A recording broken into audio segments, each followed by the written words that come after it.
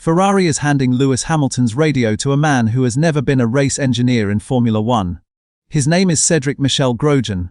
He spent 9 years at McLaren, helped Oscar Piastri win 7 races last season, and for the past 3 Grands Prix, he has been sitting inside the Ferrari garage in silence, studying every single word. Hamilton says on the radio, "This is the most carefully planned engineer handover the sport has ever seen."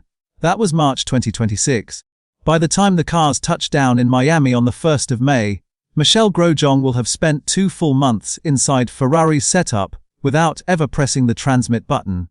And the story of how he ended up here, why McLaren let him walk, and what Ferrari saw in him that nobody else did, reveals one of the boldest people gambles this sport has seen in decades. But this story does not start with Michelle Grojan. It starts with the bond that had to collapse before Ferrari would take a risk this extreme. 2025 was the worst season of Lewis Hamilton's career. Not by a small margin. By every measure. He went an entire year without standing on the podium for the first time since his rookie season in 2007. Charles Leclerc picked up 7 podiums in the same car. The qualifying head-to-head was 21-6 in Leclerc's favour, and the gap between the 2 Ferrari drivers became the central shame of the team's season. The car was part of the problem. The 2025 Ferrari's ground effect traits never suited Hamilton's driving style, and the team struggled to find a setup window that worked for both drivers at the same time. But cars can be fixed between seasons. What could not be fixed was the voice on the other end of Hamilton's radio.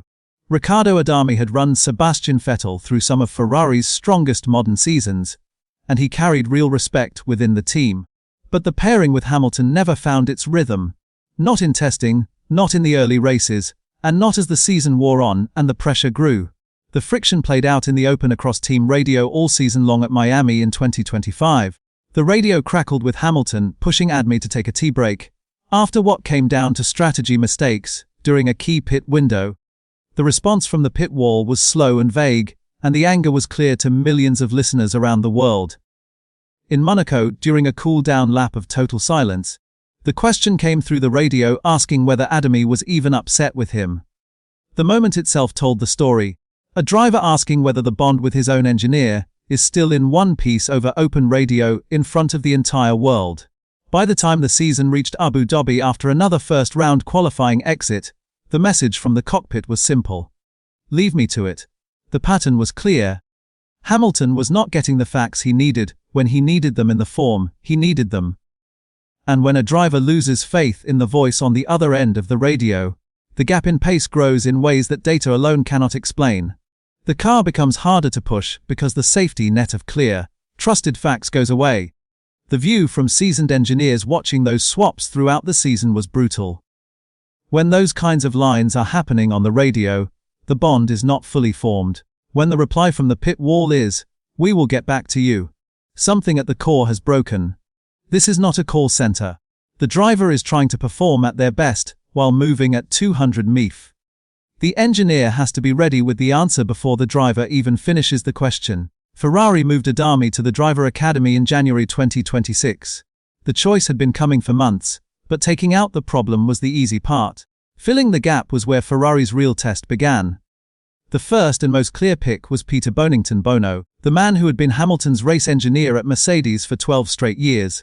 Together they had won 83 Grand Prix and 6 world titles across 198 race weekends. That is not just the most winning driver-engineer pairing in the history of Formula One. It is the most winning by a gap so large that no active pairing comes close. The bond was like a marriage. Their radio shorthand had become so sharp over a decade of shared time that a few words carried the weight of entire messages. Bonington knew from the tone of Hamilton's voice alone whether the car was pushing wide into a corner or losing grip on the exit. He knew when Hamilton needed comfort and when he needed to be left fully alone. He knew the gap between a frustrated Hamilton who wanted data and a frustrated Hamilton who wanted silence. Those differences sound small from the outside. On track, at racing speed, they are the gap between finding the last tenth of a second and losing it. The famous phrases became part of the sport's fabric. "It is hammer time. Get in there, Lewis." Those lines were not scripted by the team. The hammer time call took the place of a standard push order because it sparked something real in Hamilton's mind. That is the level of fine tuning that a 12th-year bond creates. And that is exactly what Ferrari was now trying to replace. Ferrari looked into bringing Bonington to Maranello. They hit a wall right away. A no-poaching clause in Hamilton's exit deal with Mercedes blocked the hiring of any Mercedes staff, and Bonington himself had been moved up to head of trackside performance, a senior role that made any switch all but out of reach before 2027 at the earliest. The door was shut. Ferrari had to look somewhere else, and what they found was not a race engineer at all. This is where the story takes a turn nobody saw coming. Cedric Michelle Grojan joined McLaren in 2017 as a racing tech intern. Over 9 years, he climbed through data science roles and trackside jobs, until he held the title of lead trackside performance engineer by January 2025. He was never the voice on the radio. His world was the hidden backbone behind the speed differential tuning, brake balance, fine-tuning, engine braking settings, the process of turning raw telemetry into words a driver can act on at racing speed. His work became closely tied to Oscar Piastri from June 2023, when he took direct charge of the young driver's car setup and driving growth. What happened next is the part of his record that made Ferrari sit up and pay close attention. Piastri's path under Michelle Grojan's technical hand went from a solid rookie scoring 2 podiums in 2023 to a driver who won 7 races in 2025, finished the season with 410 points, led the title fight for long stretches, and helped McLaren lock down back-to-back team titles for the first time since 1998. His LinkedIn page passed around the paddock after the Ferrari link came out, listed his role in 7 wins and 16 podiums during that season alone. What made Michelle Grojan work was not just the data. It was his skill at linking raw numbers to a given driver's weak spots. Piastri's known limits going into 2024 were tyre care and qualifying speed. Both got much better during their time together. Michelle Grojan sat next to Tom Stollard, Piastri's actual race engineer and radio voice, and fed the tuning layer in real time. He spotted handling problems, sorted out setup trade-offs, and coached driving growth through the data, rather than through the mic. The gap here matters because it explains what Ferrari saw that nobody else did. A normal race engineer runs the radio talk. They pass on strategy calls, share tyre data, and relay pit window times. Michelle Grojan was never that person. He was the person behind the person, the one who figured out why the car was acting a certain way, and what changes in driving style or setup could fix it. Ferrari came to believe that in the modern era of Formula One, where the cars are more complex than they have ever been, and the data streams are more crushing than any single engineer can handle alone, the skill of turning data into driver speed matters more than the skill of running a radio channel. That is a bold bet, and one that no other team on the grid has been willing to make. Enter Carlo Santi, the seasoned Italian engineer who guided Kimi Räikkönen to his final Ferrari win at the 2018 United States Grand Prix, and by accident created one of the most well-known radio moments in the sport's history at that year's Hungarian Grand Prix. Santi had been working in a remote role at Maranello away from the pit wall, when Ferrari asked him to step back into the bright lights as Hamilton's fill-in race engineer. The setup was always meant to be short-term. The plan was clear from the start, only a few races with Santi, then a switch to the lasting engineer and a new working bond to build from the ground up. Santi agreed to a cap of 3 rounds, Australia, China, Japan. While Santi ran the radio, Michelle Grojan was soaking up everything from inside the garage. He studied Hamilton's way of talking on the radio. He learned when to pass on data, and how much detail to give. He watched how the 7-time champion takes in facts under pressure. He got to know Ferrari's race day systems and internal data tools. The range of what he took in was huge. How Hamilton handles facts during live racing, when to push new data, when to hold it back, and how to shift the tone during high-stress moments. This kind of planned watching period has no clear match in modern Formula One. Most engineer changes happen right away. A new voice simply shows up on the radio at the next event. When Ferrari swapped the Clerk's engineer from Jovi Marcos to Brian Bossi in the middle of 2024, it was a straight swap. When Bonington himself took over after Michael Schumacher's exit in 2012 to become Hamilton's engineer in 2013, there was no halfway step. Nobody sat in the shadows for 3 races learning how the driver breathes. Nobody spent weeks mapping the rhythm of another person's thought process under pressure, before being asked to speak to them for the first time in a race setting. The fact that Ferrari built this kind of training period from scratch tells you everything about how badly the Adami failure burned them. They learned the hard way that putting two skilled people together and hoping for chemistry is not a plan. This time they built the bond the same way they build the car, with data, with watching, and with patience. If you have been following this story and want to stay ahead of every major shift in the 2026 season, take a second to subscribe and turn on notifications. It takes 2 seconds, and it helps the channel more than you might think. The first 3 races under Santi brought mixed but hopeful results. At Australia, Hamilton finished 4th after leading into Turn 1. A clear step forward from his 2025 form, though Mercedes locked out the front row with Russell and Antonelli finishing 1st and 2nd. At the Chinese Grand Prix, Hamilton claimed his first Ferrari podium with 3rd place, beating after a gripping race-long fight that carried huge emotional weight after a podium-free 2025.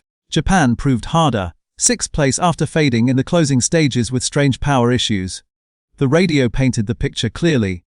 The power was not there to stay ahead of people, and the problem made no sense from inside the cockpit. The Santi-Hamilton link showed both friction and promise. During Chinese Grand Prix practice, the radio carried a known edge, demands for a clear plan, anger about not knowing where things stood in the session when facts came too slowly. Those were echoes of the same issues that wrecked the Adami bond. But the overall path was positive. Hamilton sits 4th in the standings with 41 points after 3 races, already running ahead of his pace from the awful 2025 run, and the mood inside the garage had shifted. A win was more in sight than ever before. Last year, it could not have been further from view. The clock was already ticking on this setup. Hamilton just could not hear it yet. The transfer story itself reads like a winter thriller. By late January, Michelle Grojan had already signed with Ferrari. The proof came through a strange route. His LinkedIn page was updated to show a new employer, and the paddock press caught it within hours. McLaren could have held him to up to 6 months of garden leave, but agreed to roughly 3 months, letting him go sooner than planned. No public protest came from Andrea Stella or Zach Brown. That quiet may stem from the fact that Michelle Grojan's performance role posed fewer trade secret worries than a design or a hire would have. By the Australian Grand Prix in early March, he was shot in Ferrari gear inside the team base. The garden leave was done. The watching had begun. Ferrari's team boss gave a careful answer when pushed on the timing. The message was clear: not yet, but not never. Michelle Grojan was a good signing who could work well with Hamilton. But for now, Santi was working closely with the 7-time champion, and things were going well. The team would decide together, and there was no rush. That public calm. He had a private plan that had been locked in since winter. Miami was always the target. The weight of what he is walking into cannot be put into words. Hamilton is starting with his 3rd race engineer, in 3 seasons after having only 2 in his first 17 years in the sport. He went from Phil Prue at McLaren through to 12 years of Bonington, at Mercedes through the failed Adami test through Santi's 3-race gap. Phil and now to Michelle Grojan. The steadiness that marked the first 2 decades of his career has been swapped for a revolving door at the exact moment when steadiness matters most. The most winning driver-engineer pairings in this sport are built on years of shared time. Max Verstappen and Jairo Lambias have been together since 2016 and have produced 4 straight world titles. Swapping engineers at that level would be nearly unthinkable. The trust between them is so deep that Lam can pass on key strategy facts in 3 words that would take another engineer 15. Sebastian Vettel and Guam Rocker built 4 title-winning seasons at Red Bull on tight trusted talk shaped over half a decade of working together. Lando Norris and Will Joseph have been together since Norris's debut in 2019, growing together through the lean years at McLaren and into the title-fighting seasons that followed. The common thread across every one of those pairings is time. Years of laps, years of reviews, years of knowing what a driver means when he says the rear feels loose, or the front is not turning in, or I need more from the middle of the corner. That natural shorthand cannot be made in a factory. It can only be earned on track, through hundreds of sessions, and thousands of radio calls, that slowly build a shared language unique to that pair of people. Michelle Grojan does not have that time. What he has is a data-driven mind that helped turn Oscar Piastri from a hopeful rookie into a 7-time race winner. He has a mapped-out grasp of Hamilton's radio patterns, gathered through 3 races of careful silent watching. He has the full backing of a team that went out and fought to sign him. And he has a driver who at 41 years old knows exactly how precious the remaining seasons are, and how tight the window is to add to his record. The feeling from inside the Hamilton camp heading into 2026 was clear. The driver would know early on whether or not this was going to work. The 2026 Miami Grand Prix lands as a sprint weekend on the 1st through the 3rd of May after an unplanned 5 break. The axing of the Bahrain and Saudi Arabian rounds opened up a long gap between Japan on March 29 and Miami that by chance gave Michelin extra weeks to work with Hamilton at the factory in Maranello. Time on the simulator, time going through radio logs from the first 3 races, time building the kind of bond that normally only forms through the packed pressure of a race weekend.